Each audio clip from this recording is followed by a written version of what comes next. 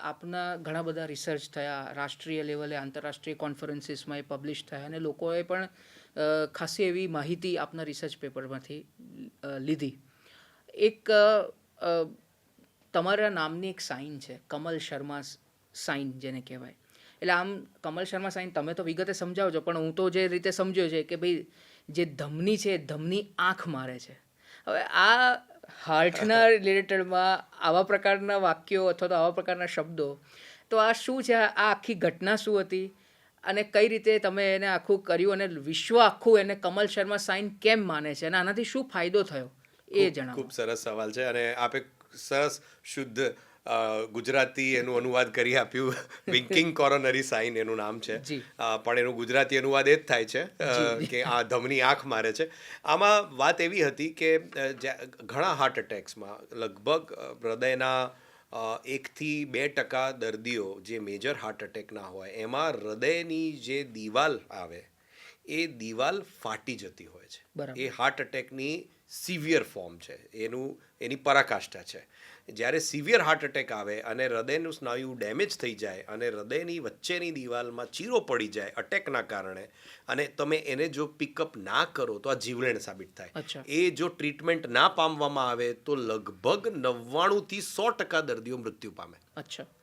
એટલે અમે જોયું કે જો ચીરો તો હૃદયની અંદર પડે છે, એન્જિયોગ્રાફી તમે બહાર કરો છો.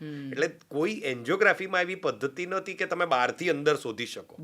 પણ અમે એવું પામ્યું કે એ નળી જ્યાં ચીરા ઉપરથી પસાર થાય છે, કારણ કે ત્યાં એ ડેમેજ છે, એને સપોર્ટ નથી મળતો, એટલે એ નળી ત્યાં સામાન્ય સંકોચન પામે છે.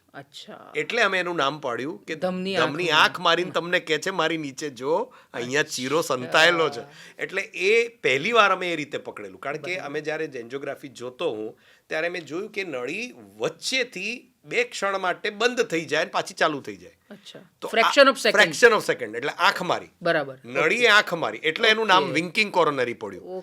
કે આ નળી જે લોહી બતાવે છે એન્જિયોગ્રાફીમાં ફરતું, એ 2 સેકન્ડ માટે બંધ થઈને પાછું ચાલુ કેમ થયું? એનું કારણ વૈજ્ઞાનિક રીતે એ હતું કે એની નીચે જ ત્યાં ચીરો હોય અને નળી જે ચીરાયેલી નીચે દિવાલ હોય ત્યાં એને સપોર્ટ ના મળે, એટલે 2 સેકન્ડ માટે નીચે નમે, અને નમે એટલે આપણને અહેસાસ થાય કે નળી 2 સેકન્ડ માટે વિંક કરે છે.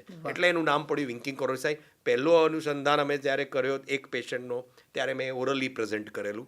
પછી એના 14 પેશન્ટ થયા જ્યારે અમે આવા શોધ્યા કે ભાઈ આ ખરેખર આવું થાય છે, ત્યારે અમે પહેલું પેપર લખ્યું.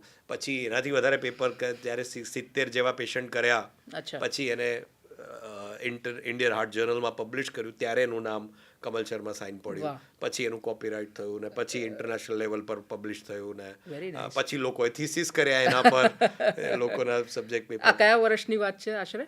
2019 પહેલું ના ખાસા લગભગ 10 વર્ષ થયા. 10 વર્ષ પહેલાની વાત છે, 2015-16 ની આસપાસ. હા, પહેલું પેપર તો એનાથી જૂનું છે.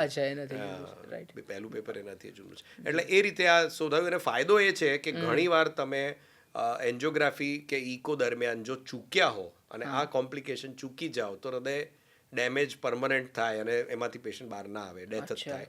એટલે ઘણીવાર જો એ મિસ થયું હોય ઇકો દ્વારા કે એક્ઝામિનેશન દ્વારા, તો તમે આ એન્જિયોગ્રાફીમાં બી એક એડિશનલ રીત છે એને પકડી પાડવાની, જેથી એનું સર્જરી કરી અને નિવારણ કરી શકે. એટલે હવે બધા કાર્ડિયોલોજિસ્ટ દેખાય તો એ લોકો કહે છે કે કમલ શર્મા સાઇન દેખાય છે. વાહ.